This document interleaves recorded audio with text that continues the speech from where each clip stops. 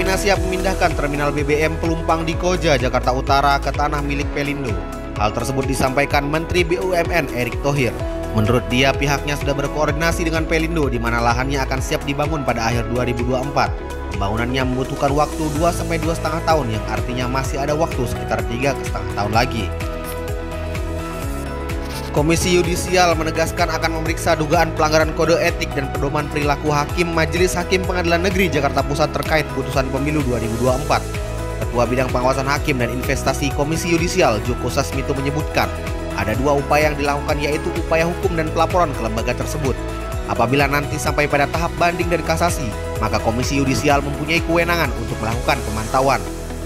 Terkait masalah teknis, ada aturannya di mana pemeriksaan dilakukan secara bersama. Selama ini, pemeriksaan yang dilakukan secara bersama kemudian melahirkan rekomendasi dan disampaikan ke Mahkamah Agung. Biasanya kerap kali ditolak karena dianggap mempunyai masalah teknis. Kejaksaan Agung menyerahkan aset hasil sitaan terkait kasus korupsi PT Asuransi Jiwasraya senilai 3,1 triliun ke Kementerian BUMN. Menteri BUMN Erick Thohir dalam konferensi pers menegaskan jangan sampai penyelesaian Jiwasraya tertunda setelah 2 tahun kasus Jiwasraya bergulir. Supaya jangan sampai penyelesaian dari Jiwasraya tertunda karena penyelesaian aset secara administrasi saja, ujar Erick Thohir. Di sisi lain, Kepala Pusat Penerangan Hukum Kejaksaan Agung Ketut Sumedana mengatakan bahwa hingga saat ini pihak Kejaksaan Agung masih melakukan penyitaan tanah terkait kasus Jiwasraya. Kolombia mengumumkan rencana untuk memindahkan lebih dari 70 kudanil ke India dan Meksiko dalam upaya mengendalikan populasi. Hewan-hewan itu adalah keturunan dari 4 kudanil Afrika yang diimpor secara ilegal oleh gembong narkoba terkenal Pablo Escobar pada 1980-an.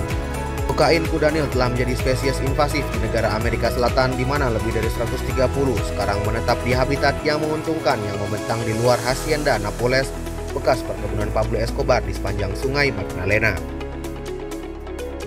Sebuah penerbangan Southwest Airlines menuju Fort Lauderdale, Florida terpaksa berputar kembali ke Kuba ketika serangan burung menyebabkan kabin dipenuhi asap. Penyebabnya setelah kebakaran mesin yang disebabkan oleh serangan burung terjadi tak lama setelah lepas landas.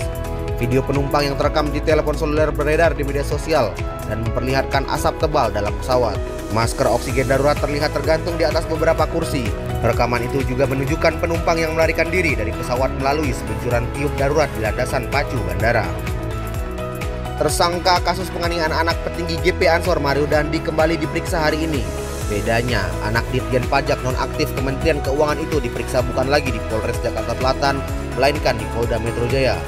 Dolfi Rompas selaku kuasa hukum Mario mengatakan tetap menghormati proses hukum yang saat ini dijalani dan menyerahkan semua urusan ke tim penyidik Polda Metro.